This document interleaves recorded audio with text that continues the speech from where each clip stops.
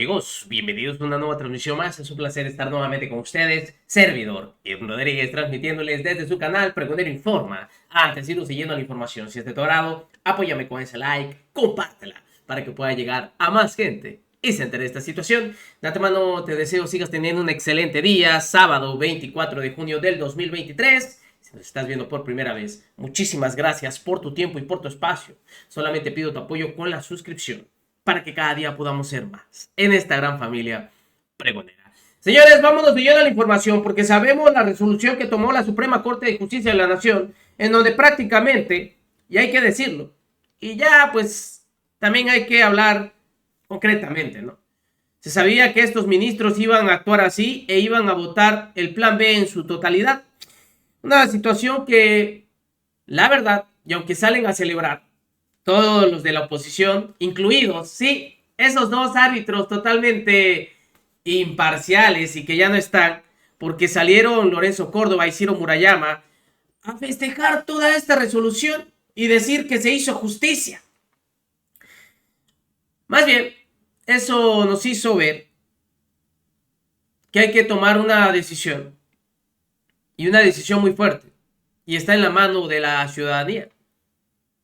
Por eso, el que sí no se anduvo con rodeos y en plena gira que está realizando, el diputado Fernández Noroña le manda un mensaje contundente a la ministra Norma Piña y a todos estos ministros que simplemente nos han dejado ver de qué lado están. ¡Ojo!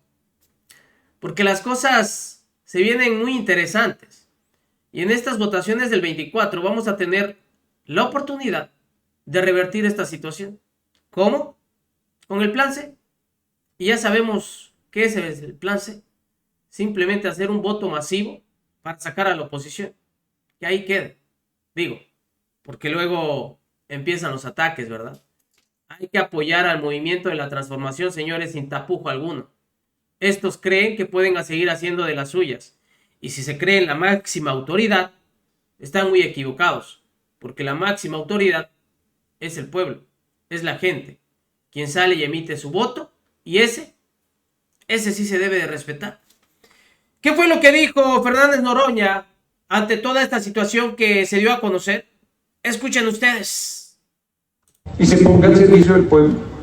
No le vamos a quitar nada a nadie. Y se ponga al servicio del pueblo. No le vamos a quitar nada a nadie. Solo vamos a recuperar lo que es del pueblo y a ponerlo al servicio del pueblo.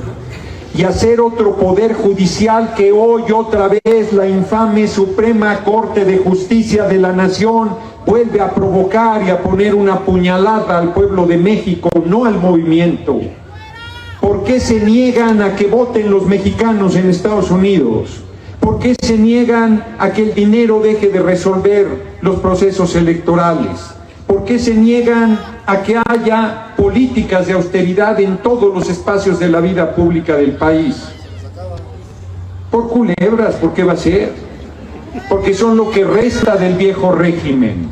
Si el poder judicial atropella al poder legislativo y atropella al poder ejecutivo, lo que no le pasa al pueblo pobre, lo que no le pasa al pueblo humilde, no hay justicia en nuestra patria. No se vende al mejor postor. Ese poder judicial no sirve. Tenemos que hacer otro que verdaderamente sirva con honestidad y con justicia a nuestro pueblo. Y para eso pues hay que hacer un poder constituyente, porque si nos vamos reforma tras reforma, la derecha obstaculizando todo, la Corte echándonos atrás las decisiones del pueblo. ¿Quién elige a los jueces? ¿Los elige el pueblo? No. ¿A los ministros de la Corte los elige el pueblo? No. ¿Saben cuánto ganan los angelitos? No. 600,000 pesos, más o menos lo que ganan ustedes un fin de semana. Se atienden mal los cabrones. Tienen una pensión de por vida. La camioneta que usan se las dejan al final, 2 camionetas, creo que blindadas. Están podridos en dinero, pero sobre todo podridos en corrupción, porque dicen que ganan bien para no corromperse y se corrompen. Y a los diputados, diputadas, senadores, senadoras nos elige el pueblo. Al compañero presidente lo elige el pueblo, y dice la derecha que el pueblo no puede elegir a los jueces porque no sabe. O sea, el que puede lo más, puede lo menos. Si eliges al presidente es que no vas a elegir un juez pedorro. O sea, por eso hay que hacer una reforma a la Constitución y hacer otro poder judicial, sacarlos efectivamente. No sirve el que no sirve. Así que ¡se sirven ellos! por eso, hoy siempre soy muy claridoso, pero hoy ando más claridoso. Por eso me tienen miedo. Pues lo que plantea, y hay que decirlo, es la realidad y lo que muchos queremos. Un nuevo sistema judicial, un nuevo poder judicial. Porque estos, a la luz del día, cada vez se descaran más. Y eso es un tema de debate, y lo hemos comentado. ¿Usted qué opina ante esta situación de que la ciudadanía sea la que elija a los ministros? Tenemos la capacidad. Y no es que nosotros nada más pongamos al que sea, no. Hay reglas. Dicho sea de paso, el senador Alejandro Armenta había dado a conocer cómo. No nada más es poner a cualquier improvisado. Obviamente también tiene que haber la capacidad por parte de cada uno de estos ministros.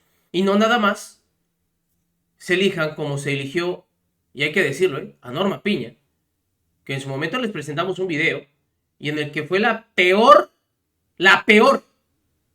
evaluada en su desempeño. Y aún así, ahí la tiene como presidenta al día de hoy. Ojo, no solo eso, hay que decir las cosas, porque votaron el plan B solamente por la forma. Nunca entraron al fondo, si realmente era inconstitucional o no. Eso es lo que también molesta.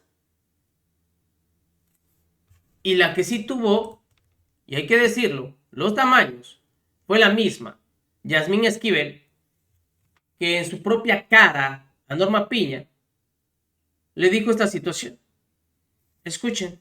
Señora Presidenta, yo respetuosamente tampoco comparto la declaración de invalidez del decreto reclamado por presuntos vicios en el procedimiento legislativo en congruencia con mi voto emitido en la acción de inconstitucionalidad 29-2023, fallada el 8 de mayo pasado, pues tal como lo sostuve en aquella ocasión, considero que las posibles deficiencias de los trabajos legislativos que señala el proyecto no tienen un potencial invalidante para dejar sin efectos las votaciones mayoritarias de las personas legisladoras en ambas cámaras del Congreso de la Unión, pues lo que el proyecto nunca llega a demostrar es que el decreto carezca de los votos necesarios para su aprobación, que es para mí lo relevante.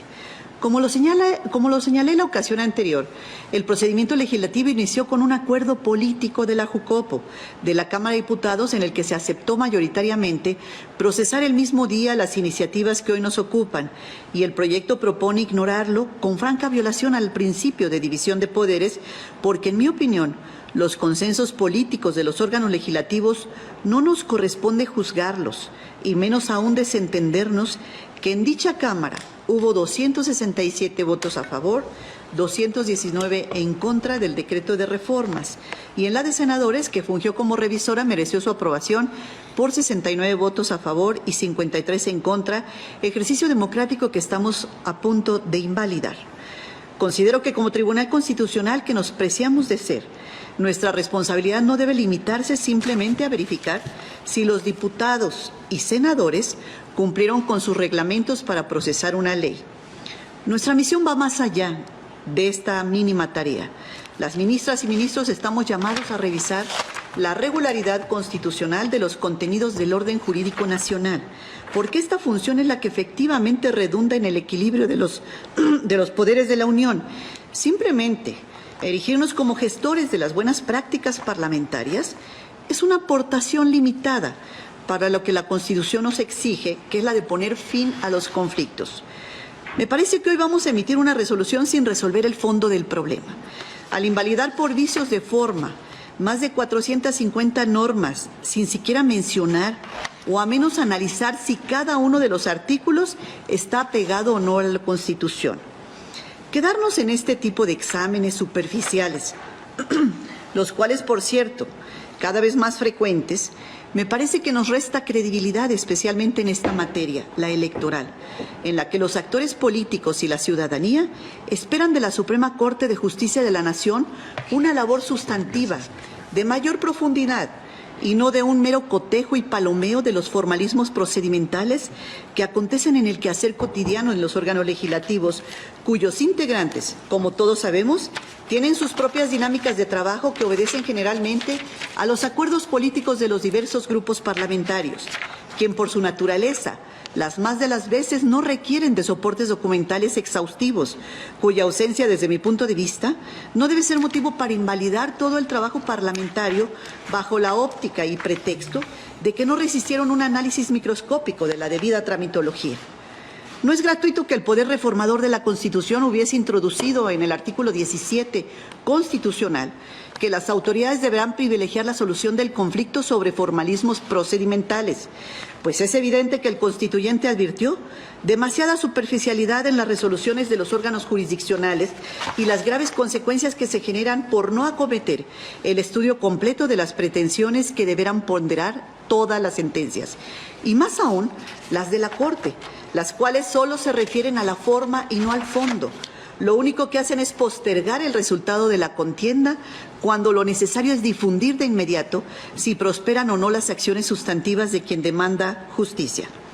En materia electoral, los tiempos son de la mayor importancia, pues mucho de lo que sucede impacta a favor o en contra de las fuerzas políticas y de un sinnúmero de contingencias que justifican y exigen que lo que resuelva la Corte no sean meros paliativos que no decidan los puntos jurídicos, ni ofrezcan soluciones reales al trasfondo político que subyace, con el riesgo adicional que por la escasez de una decisión sustantiva, el Tribunal Constitucional ahora se le vea como una parte más del conflicto, cuando su misión solo debe ser de quien busca poner fin a las contiendas y no dejarlas sin un remedio a los planteamientos de inconstitucionalidad formulados. Considero que esta limitada sentencia, que solo ve la forma y no el fondo, deja pendientes temas tan importantes como los que observamos en los contenidos de las normas reclamadas y priva a la ciudadanía de la oportunidad de que este alto tribunal se discutan temas tan importantes como son, por citar algunos ejemplos, ¿es válido o no obligar a las personas legisladoras que pretenden reelegirse a separarse de su cargo con el fin de evitar el uso de recursos públicos en las campañas electorales? O si es constitucional o no, obligar al INE a liquidar los recursos provenientes de 2 fideicomisos constituidos para retener recursos públicos y que estaban destinados a las personas funcionarias del mismo. O también adecuar las remuneraciones a las personas servidoras públicas del INE a los topes salariales establecidos en el 127 constitucional. También sería importante analizar obligar a los partidos.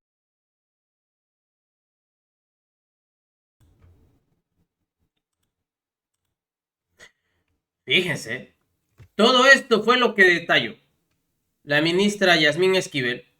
Y digo, si se les paga a los señores poquito por hacer su trabajo, deberían de estar obligados a revisar cada una de las leyes y las reformas que se enviaron para ver si realmente era inconstitucional o no.